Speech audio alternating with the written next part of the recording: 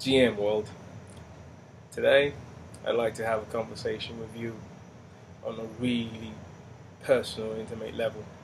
This conversation is about you. Yeah, you.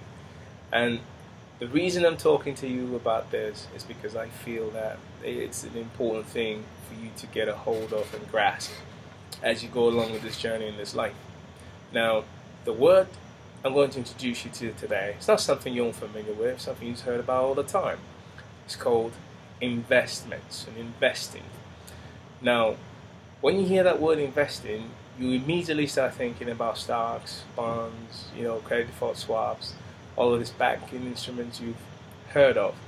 However, investing is a very tricky game, an interesting game.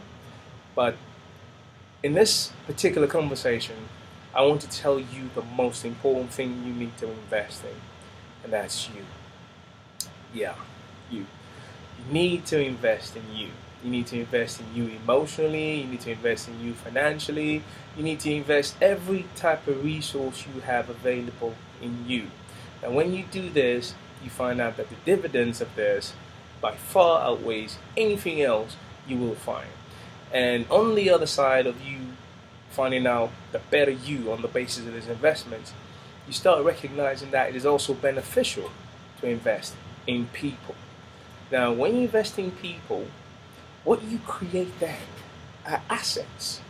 You find out that the people around you are developing in ways in which they're assets to you, not liabilities. Now, the interesting thing is in this infrastructure is that when you have an asset liability ratio where your assets exceeds your liability, you find out that your life's a bit more productive than it ordinarily will be if all you have are liabilities. Now, a lot of people are unable to actually really identify liabilities, and it's very simple.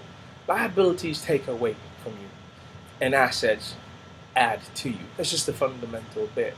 If you devise the structure around your life, you'll find out that if it works, you can then impose the same structure in the organized and financial world outside by identifying assets and liabilities and reducing your hold on liabilities. You may not get rid of all your liabilities. I mean, I can tell you, if you know me and you have access to me, you're an asset.